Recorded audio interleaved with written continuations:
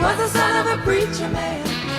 Going back to basics, I think we're all wired naturally to hear a good story. I mean, you figure we were sitting around campfires for a million years, listening to the hunting stories. So I think we're pre-wired to appreciate it, and we have gotten away from it. And I think this sort of brings people back. The reaction we had from the first show was really incredible because people just thought, yeah, this is what it's supposed to be. And really, I think we're calling it storytelling, but it's what stand-up is. It's what it's supposed to be. You're supposed to see a complete human telling you a complete story, and then the humor is organic. It's not so plasticky. It's not so, hey, get this is really witty.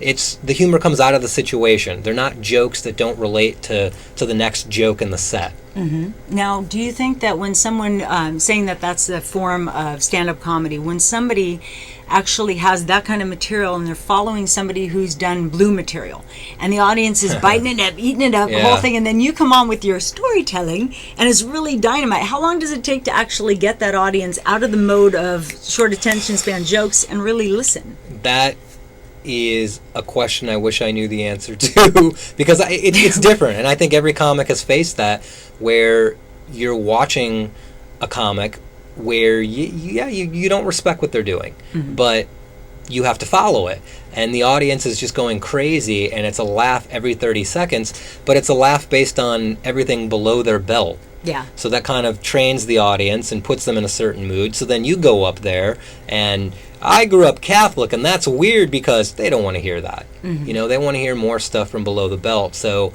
I think I follow this breadcrumb strategy. Like, okay, here's a simple joke everyone's going to get. Then the next joke, a little bit more, focused and about what I want to talk about, and then so on, and just lead them in the direction I want to get to. And if you do it well, they're not going to notice. They'll never notice that you are no longer talking about below the belt. I see. Well, it's very funny. Speaking of below the belt, I'm just going to make a very awkward segue here. I have seen Joe perform many, many times, and I've seen him work with hecklers and just make them into dust. I mean, you're very, very good at that because you just stay to it. You stick to it. Yeah, that sort of has become my specialty, and for better or for worse. I mean, it's fun, but the weird thing is I don't go looking for it. There's something about me where as soon as I'm on stage, because I'm sure you saw this a bunch of times, we were in the clubs, nobody would heckle the entire show, and then I would come on, and as 5 minutes of being on, somebody would talk to me from the audience. He's like a heckler magnet. But it wasn't even like heckling. I mean, it's not. They were just, for some reason, they just thought, I can talk to this guy. I'm going to respond out loud in this large public forum to what he just said, and then it would just be conversational. Like most of the time when it becomes adversarial, I mean, that's when they've lost. Yeah. Because the crowd's always going to be on the comic side if the comic is any good. Absolutely. But most of the time it's just conversational, but yeah, I do seem to be a magnet for it. The funniest thing I find is that hecklers are thinking they're helping a lot of times. Yeah. They're just sitting there, I'll help out with the act here. Yeah, they will come up to you after a show and shake your hand and really go, I helped you, huh? I'm like, I actually had some stuff written down that has worked pretty good before, but thanks. Now, have you ever crossed the line into something that I'm asking? I know the answer, but for everyone else out there, you mean gotten mean on stage with? Cross that line into areas that you took a little chance on going into, and maybe you thought afterwards, maybe I shouldn't have done that. Oh yeah, absolutely. I mean, I don't know any comic who hasn't. What I find I get into trouble with sometimes is you're poking fun in an ironic way at stereotypes, right? And then you say something, and you can just feel the air go out of the room, and you felt like, no, we're all friends. I don't mean this. This is ironic. I'm doing the character that would say this so I can make fun of it, but they're gone. And does that happen in the Bay Area more so? Yes! Oh my God! Ask that again. Does it in the Bay Area? Please, San Francisco, take the stick out of your butt. Please. Could I have a chart where I could demonstrate irony? Oh my God! All you people at Whole Foods, please relax. It's comedy.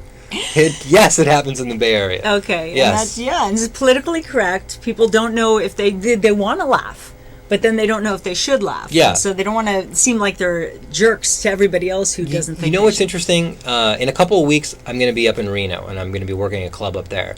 And for everything that is wrong with Reno, the same jokes that I can do down here, people will just laugh at up there. But the same jokes down here, people take an extra beat to ask their inner censor if it's okay. And it's a weird Bay Area phenomenon. You can watch a comic who's never been in San Francisco before, when they tell jokes that might be challenging or ironic, their rhythm gets thrown. Because they're like, what's happening? Why is the crowd taking that extra second to figure out if this is funny or not? So there is a weird Bay Area phenomenon, yes. Okay, but you managed to work around that. I managed to make fun of that. Yes, you do. He makes fun of everybody. So here's the question for you: who is your inspiration? Who are your favorite you, comedian? Christina. Why, that's very sweet. Thank you. Kiss ass. No. I want to be back. Bill Hicks. I think every comic who wants to inject a little bit of their opinion and philosophy into their stand-up, he's probably the god. Richard Pryor, because he took just incredible chances of like pulling this dark, ugly stuff out of him and making it funny, making people laugh at addiction and abuse and all the sadness and grief that you wouldn't think this isn't stand-up, but he makes it work. Then there's guys like Dana Gould, who are more Bay Area. Johnny Steele, you know, of course. I mean, Johnny Steele, I remember watching him the first time when I was brand new at the Punchline, and it had already been a 2.5 hour show, and I'd laughed so hard, and then he went up, and he just took it to this next level that I didn't think there was, and I just remember sitting in the back going, that's what I want to do. Yeah, he was really having fun on stage. I remember him. It's almost like, I don't care about you people, but I'm here to be funny, and I'm going to enjoy myself, and he's having fun. I think, and he was smart, too. I mean, he wasn't just dating is weird. I mean, he was talking politics and commentary and just doing incredible material, and the audience was dying watching this stuff. So it takes intelligence, it takes timing to be a good comic. Does it take a story that people have to be able to relate to, or can they laugh at something that they can't relate to? I think if it's something that's different to them, they appreciate it a little bit more, because you're taking them into your world. And when I started comedy, the thing that I heard a lot was people would say, a great comic makes the audience see the world through their eyes. So if you can give them this experience that, I have no idea what that's like, well, don't worry, I'm going to tell you. That, I think, is a cool thing. Let's take a look now. I'm going to be putting up the poster, Previously Secret Information. Now, give us a little bit of information on where we can find it, how much it costs. We are going to be doing this this coming Sunday at the Stageworks Theater.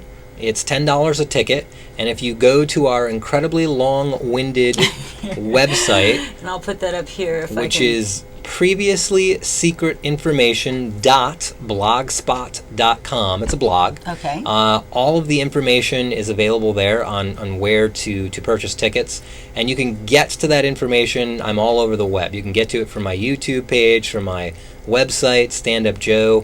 I'm on Facebook. Okay, and are you going to give us any little hints? I know it's all secret information, but it's all secret, Christina. Nothing at all? I will tell you the story that I'm going to talk about. I'll tell you very briefly. Okay. It involves a food court, the mall police, security, a stuffed animal, and these new teeth, which cost me $20,000. They're beautiful. Thank you. Can we see those? I'm straight and white, just like my teeth now. Nice.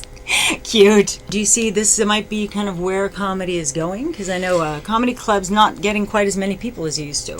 Yeah, I think it is. I think, if anything, it's going back to the small model, where comedy clubs were 100 seats or less, and it was in the basement of some place, and you could be there for hours watching 2 or 3 people, because they just had these amazing things that they were building as they were talking to you, and the audience loved it because they were witnessing the creation of something.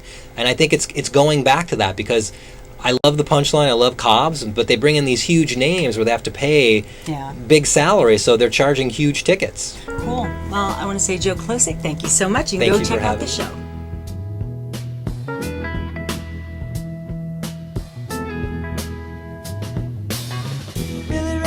Preacher's son, and when his daddy would visit, he'd come along. When they gathered around and started talking, Cousin Billy would take me walking. Out through the backyard we go walking. Then he looked into my